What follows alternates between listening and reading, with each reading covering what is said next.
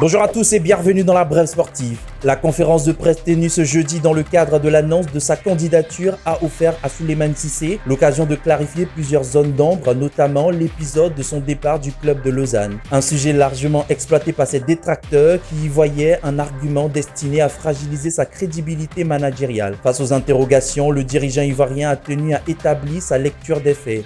L'ADN est satisfait. Je n'ai pas été licencié de Lausanne. Ça, c'est la première précision. Sachez qu'avant mon arrivée à Lausanne, ce club végétait dans les bas-fonds du classement Ligue 2 Suisse, si vous vous rappelez bien. Ce club, c'était éteint. Il luttait pour retrouver l'élite. Je suis arrivé, en très peu de temps, j'ai mis les mécanismes en place. L'équipe a retrouvé l'élite en étant champion même de Ligue 2. Vous savez, ne pensez pas que c'est qu'en Afrique qu'il y a le copinage parfois dans le remplissage des effectifs. Donc j'ai touché des personnes, des enfants, des joueurs qui étaient là, qui n'avaient pas le niveau et qui étaient des filles des enfants de neveux, de personnalités. Et ça n'a hérité plus d'un. Et je le comprends très bien, mais moi je fais mon travail, je suis un professionnel. Donc à partir de ce moment-là, l'année d'après, la semaine d'après, dès la deuxième journée, allez vérifier, vous êtes journaliste, vous allez très vite comprendre. Dès la deuxième journée, les banderoles sont sorties. Pourquoi, en guillemets, l'emmerdeur des services devait partir? Oui, je vous avoue, j'étais emmerdeur pour certains. Le copinage n'existait plus. À la lumière de ces explications, Souleymane Cissé présente son éviction comme la conséquence directe d'une ligne de gestion fondée sur la rigueur et la discipline administrative. Une posture qu'il entend désormais transposer dans le paysage du football ivoirien dans le cadre de sa campagne pour la présidence de la FIFA avec l'ambition assumée d'instaurer des standards organisationnels plus exigeants.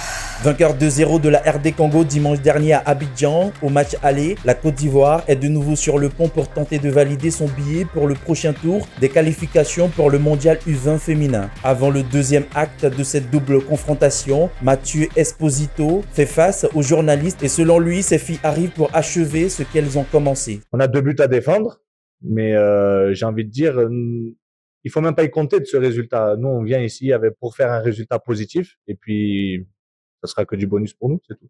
Mais le technicien français se méfie des Congolaises qui ont causé d'énormes problèmes aux Ivoiriennes lors de la manche aller.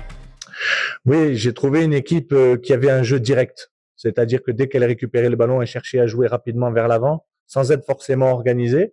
Mais ça peut aussi surprendre. Ça nous a surpris par moments.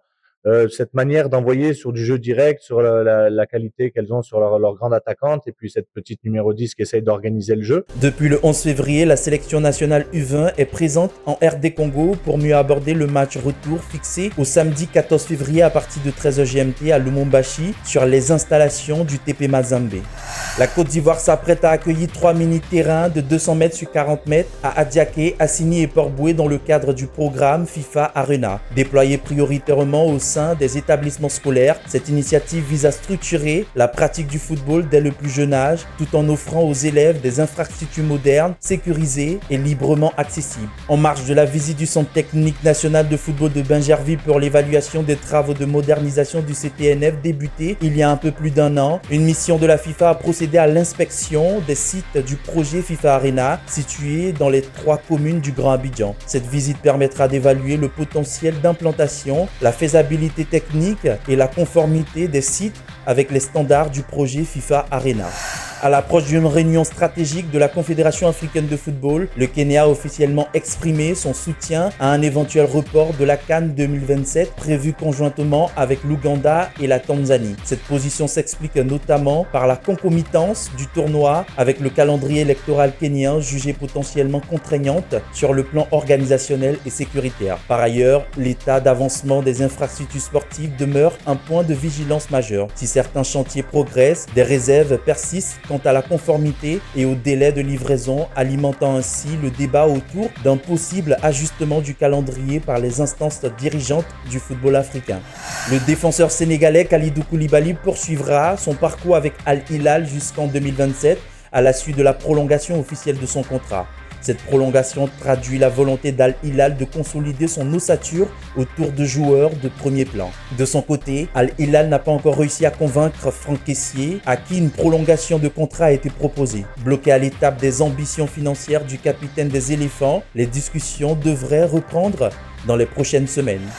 Présent en Italie dans le cadre des Jeux Olympiques d'hiver Milano-Cortina 2026, le ministre des Sports, Hadji Silasmej, multiplie les rencontres et échanges à caractère stratégique. Ce déplacement s'inscrit dans une dynamique de coopération et de veille institutionnelle visant à renforcer les synergies avec les acteurs du mouvement sportif international. À travers cette présence, la Côte d'Ivoire réaffirme sa volonté de s'inspirer des meilleures pratiques en matière de gouvernance, d'infrastructure et de performance sportive. Le football est un sport universel qui casse souvent les codes. La preuve, ce pasteur fait des délivrances spirituelles footballistiquement parlant. Jesus.